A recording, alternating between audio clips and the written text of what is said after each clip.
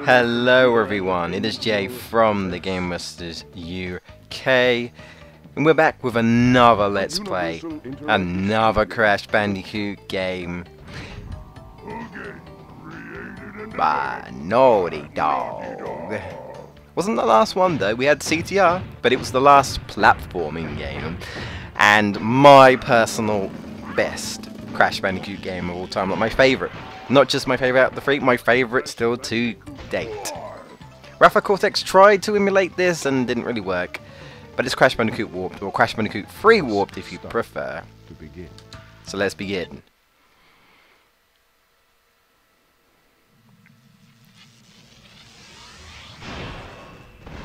Yeah, that sounds about right. That's what happened in Crash Bandicoot 2. At least if you got all the gems anyway.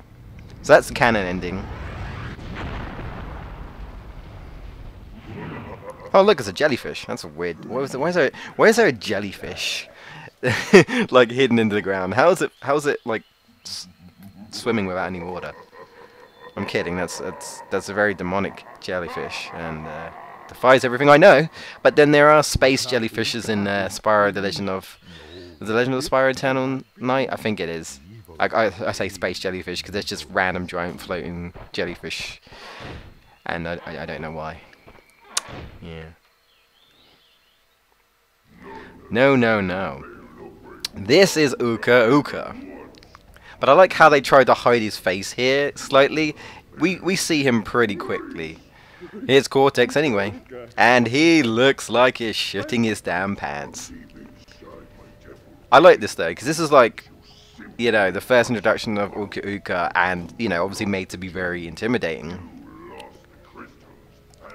And this story is basically implying that Cortex worked for a higher power. Uka Uka instructed him to, you know, get the crystals and all that. And of course he failed, so Uka Uka's not particularly happy. However, he accidentally set him free. So now this time Cortex basically has the power of a Witch Doctor mask. The brother to Aku Aku, you know, because Aku Aku reverse it, it's Uka Uka. See what I did there? Hi Entropy, here's a new boss and a new enemy.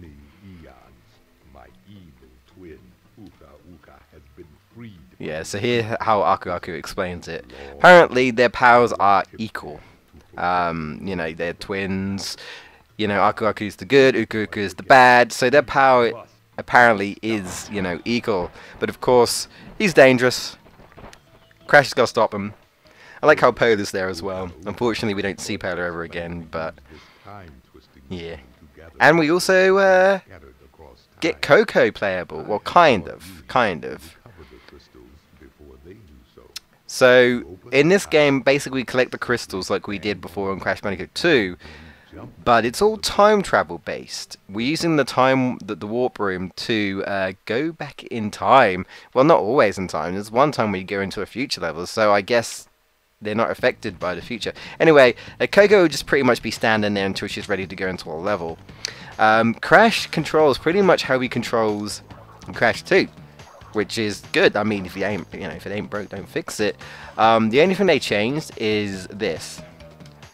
Some people may know, speedrunners will know, the slide spin. They stopped it. You can still do it by just holding the direction, but the whole point with Crash 2 is that you could let go of the direction and you would just get incredible amount of speed. I'm not sure why, that's just what happened. In this game, they just nullified it. They stopped it. I guess Naughty Dog knew and they're like, yeah, stop that.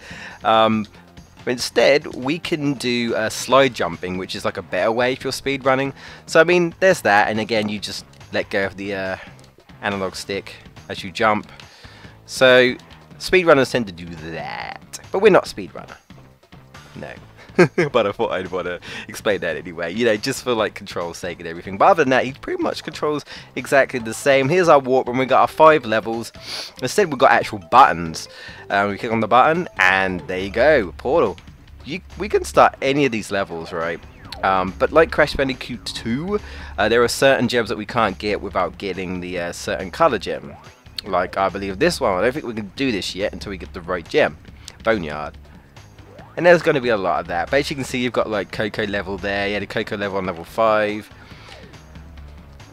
got a water level with Crash, but we're going to start with good old platforming in Toad Village.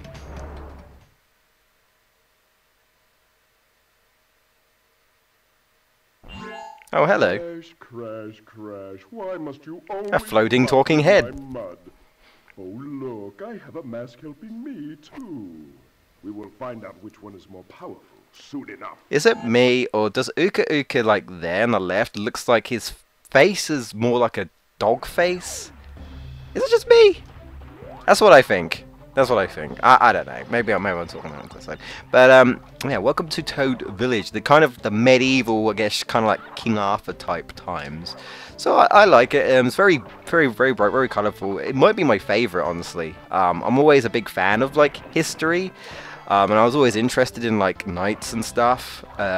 So I can get down with this. Like I say, I just love the way it looks. I love the theme. You know, it kind of looks like there's a festival going on.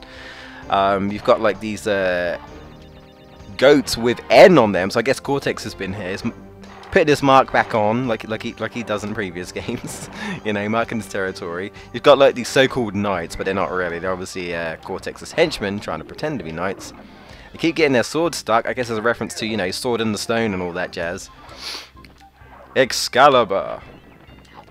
So of course I will be doing this 105%, guys. Yes, because you can get 105%, and that's not cheating like you do in Crash 2 to do that crystal gem, you know, trick. Oh no. There is actually 2 hidden levels, which adds to basically another 2% per level, and then we get a hidden gem. Basically, if you played this game, you know exactly what I'm talking about. You know, you get a hidden gem, and that will make 105%. You don't need to do this, but if you want to get like the full ending, you do have to at least get 100%, which is technically all gems. But those ones are like optional ones. They're optional gems. You don't need to, you know, you need to get them. But I always like finding secrets, so I was very happy to find this out. It was actually my friend Leon, my good friend Leon, who used to be a part of the game vs UK, who actually told me years ago. You know, that his brother basically found out the secret level, and he's like, yeah, did you know in this level and I was like, no, and I was like, I wonder if there's any more, and then I found another one eventually. I think I found it by accident. I feel like both of these are kind of like accident. One's a little bit out of place. It's like a hey, this feels out of place, you know. I wonder if I should do something with this. Nice. Now the thing they did change from Crash Bandicoot 2 to 3 is that if you press triangle, you can see how many boxes you need to get, rather than you've got so many boxes and you assume you've got it and you won't know until you're at the end. But you actually have like an actual proper tally, so you can say you've got 15 out of 40. So that's pretty cool. And of course you get a gem and the Crash dance comes back, and you maintain your Aku Aku as well between levels. However, when you do a level like this, which is a gimmick level, you lose your mask, unfortunately. Well, actually, no, you keep it, but you can't get invincibility. I should explain that, yeah. I think there's only like one type of level. I think it's the plane levels where you lose your masks. I think, or at least you can't see the masks. So yeah, we can't get invincibility, unfortunately. But this is the first of, I believe there's only 2 underwater levels. So at least there's that, because no one likes underwater levels. But I mean, Crash doesn't control too bad. Tap the X button to dash. You know, you spin and you get a little bit of a boost as well. Honestly, I kind of tend to, like, you know, go between the 2. You know, dash, tap the X button, tap the square button. Obviously, you got like obstacles in your way. You got like the sharks. You got like these puffer fishes. Whoa. But yeah, this game introduced gimmicks, and I know there are a good chunk of people who don't like that about this game, and perhaps maybe they would even, you know, put this higher on their list, shall we say, if they didn't have it. Some people don't like them. I'm kind of in between. There are some that are alright, some that maybe you know, overstay their welcome. but overall it's not too bad. Like, this is a mixture, obviously, like water. You got water, like underwater levels, swimming. You've got this jet ski, which is pretty cool. You can dash, but because I'm trying to get all the boxes, like you press the circle button to dash, I'm not doing it. Speed running, you probably just tap that circle button like crazy. And then, of course, when you get to this section, you lose it because, you know, you can't keep the gimmick for the entire level. Well, it depends on what it is. If you're really fast, you can actually speed this spinning blade of electric doom, I guess. If you're really fast enough, you know, if you time it just right. But we need this jet ski that shoots missiles. Very odd looking jet ski. It looks very alien-y, I guess. I don't know. To break the coral. It's the only way to break the coral, and they'll hide boxes normally. So if you're going for the box gem, try to keep a hold of it. It does act as a there we go, as a hitbox. I think you might lose a mask as well, though, if you have a mask. But if you have it, you won't die, so it does count as a hit. So that's cool. Oh, watch out for that shark. And there we go. Oop, there we go. There we go. Oh, did a little twirl there. And that's our first level. Not too bad, honestly. I don't think so, personally. And, you know, as I was saying about gimmicks, I always approve of companies trying something different in a series. You can keep the core mechanics, you know, what works, what's popular, that's sure. But I also appreciate it when they do try some new things, you know, as long as it works. As long as it works. I feel like maybe a little bit less gimmicks, but overall, I don't think it's too bad, shall we say. I can tolerate it, you know. Alright, let's do the first Coco level, Orient Express. And I'll explain about how she's playable, kind of. She is playable in Wrath of Cortex properly, but in this game, I mean, you can control her like here, but that's about it. Her levels are gimmick levels only. Now, I'm not sure how people feel about that. That just means more gimmicks, so if you didn't like gimmicks before and you just wanted the core platforming like in Crash Bandicoot 2, then, well, you know, I'm sure you're not too happy about that, but I guess that's why people tend to prefer Crash Bandicoot 2, because that's, you know, I don't want no crazy gimmicks. Whereas, you know, like I say, I appreciate them adding something a little bit different. You still got the platforming, but, you know, they're just trying something different to spruce things up a bit. You know, quite a few games do that, to be honest. I mean, like, Spyro, for the most part, was, like, the same, but they changed things by, like, adding power-ups and, what else they do?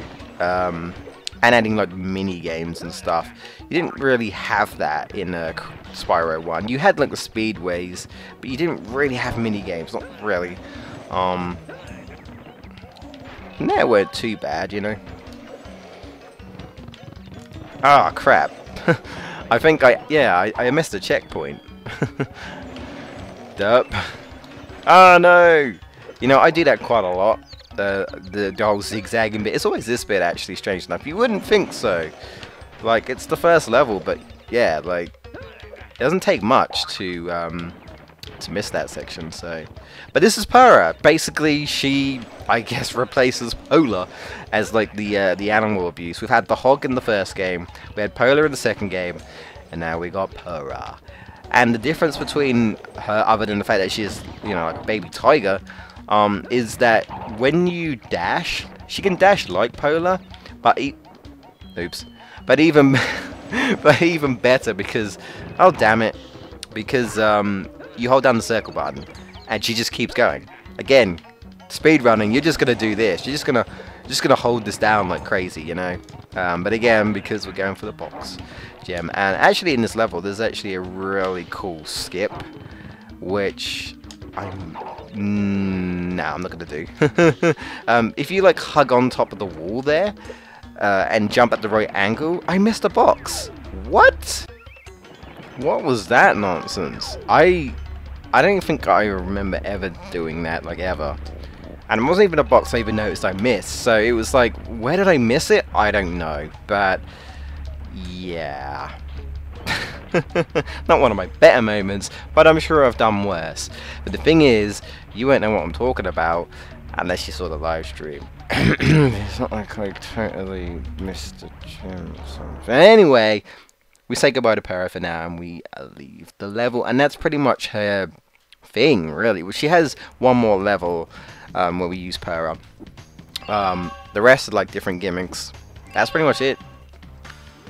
Now you might see those blue things then, you're probably thinking, what are those? Those are relics. When you return to a level, you get the chance to do a time trial, which is basically a race. If you beat the time under a certain amount of time, and say for example here, if I beat 102, I would get a sapphire. Now there's sapphire, gold, and platinum. We won't be doing these yet, but in order to get 105%, you also have to get all gold relics as well. At least you don't have to get platinum, but you do have to get gold. So that's what we'll be doing. Anyway, let's get back to that platforming that we love in Boneyard. So how I'm going to do it, at least I plan to do it, I'm going to do it by warp room. I just feel like it's a good, you know, stop. Oh, hi, Tiny. Crash, leave them for Tiny, where Crash get crushed. Them's fighting words. Tiny's not very happy. I didn't know Tiny could talk. Well, there you go. I'm gonna get you. So, now we're in Dinosaur Land. Prehistorics. What better yet to be chased by a Triceratops, I guess? Anyway, so yeah, this is our runaway sequence. You know, there are always boulders, and then like one of the levels was replaced by that giant polar bear. Now we've got a Triceratops, which is pretty cool. And actually, in one of the levels later on, which might be Dynamite, I think. I think there's a level called Dynamite. We actually get to ride a baby dinosaur. Now, I had someone mention this before, saying missed opportunity would be to ride the baby dinosaur, and you know, away from the Triceratops, kind of like what you did with Polar. But I don't know, maybe they just thought that's unoriginal, or maybe they just didn't think of that. They didn't think it was a big deal. So we get chase sections, then we actually get like a little bit of side sections, but it's not a complete chase. It's not like Crash Bandicoot 1 and 2 where you have like that tunnel and then it's the next chase part. You actually get a little bit of, you know, area to actually platform and, you know, actually do just general platform and not have to worry about getting chased all the time. Now this is the red gem path like in Crash Bandicoot 2. We'll come back. I believe it's Deep Trouble, I think it is. Deep Trouble, which is the last water level, which is where we'll get the red gem from that. The slide spin doesn't work, but the slide spin jump still does. It still gives you an amazing amount of height. So, you know, if you want to use it, use it. It's still really helpful. I do like how the bonus like platform is like, you know, bones and stuff to represent dinosaur bones and stuff, fossils and all that. It is really cool. I do like Crash Bandicoot 3 a lot. I suppose I should say I love it. You know, it's definitely my favorite. Right, so we want to do this. You can actually, I think, just slide, spin, jump. Hang on, if I do it correctly, that is. Yeah. Well, kinda. Hang on. Yeah, you can. So, you know, worst case scenario, just crouch, X and square at the same time, boom. And obviously let go of crouch. And there we go.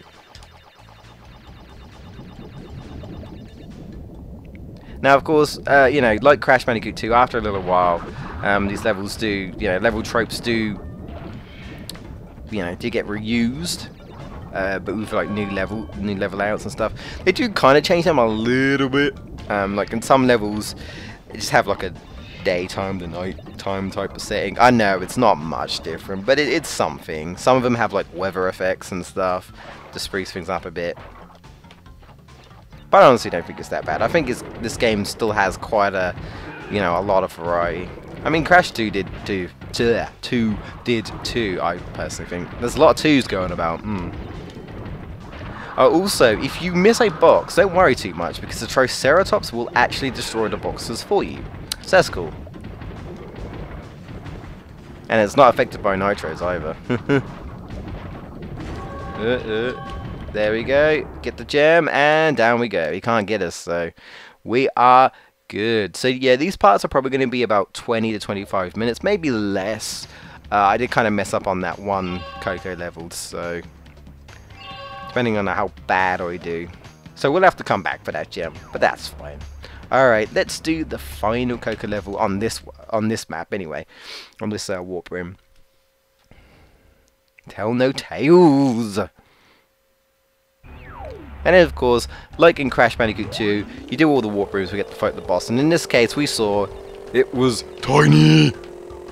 So, this gimmick, we're on a jet ski. Did I kind of say it was a jet ski in the underwater level?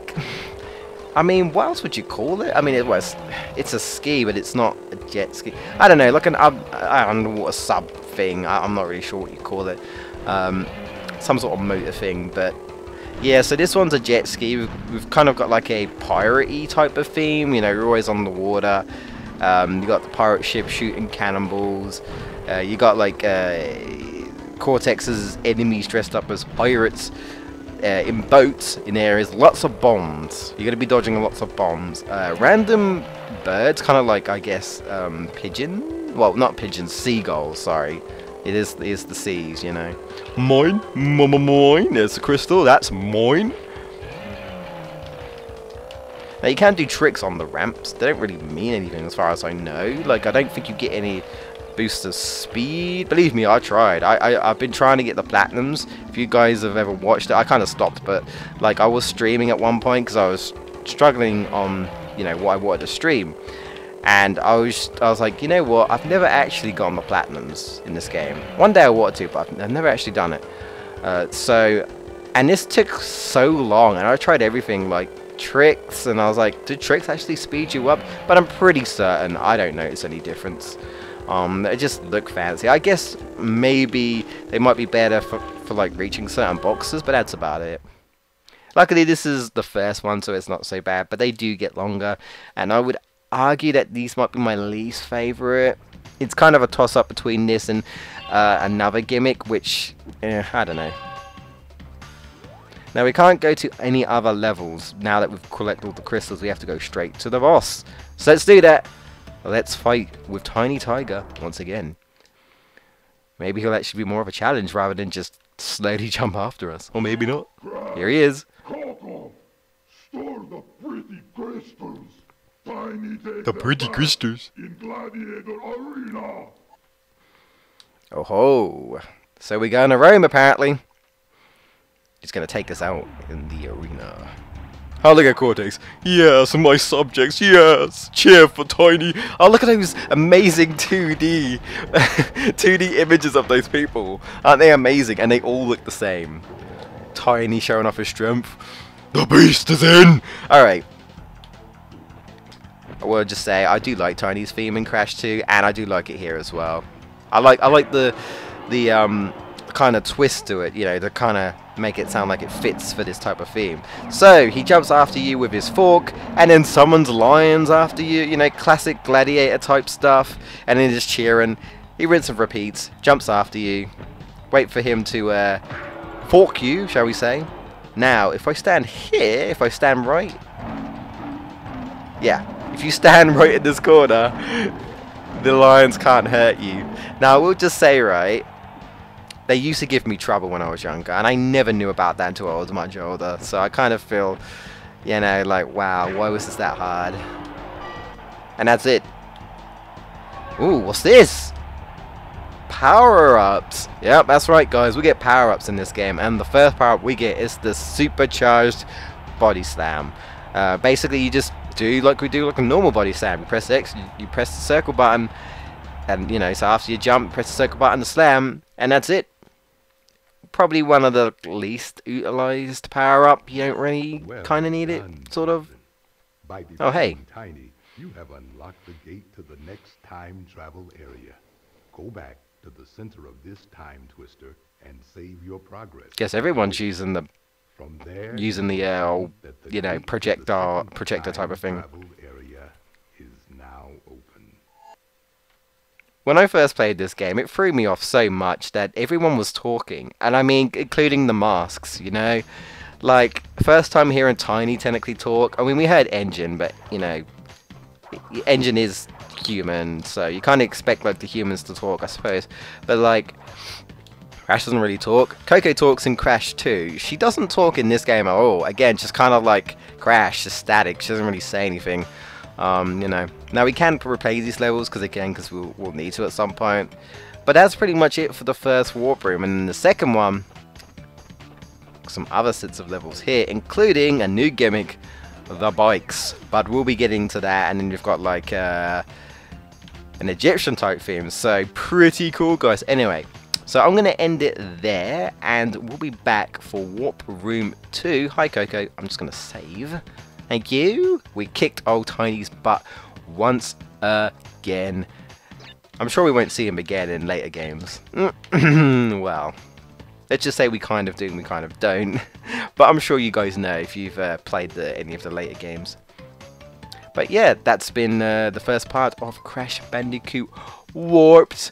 I do hope you enjoyed the part, and if you did, please give the video a like, and be sure to turn up next Friday, because I'll be uploading this every Friday until complete, and subscribe if you are new to keep up with all the other Let's Plays that we all do. Anyway guys, thank you so much, and I'll see you guys next time.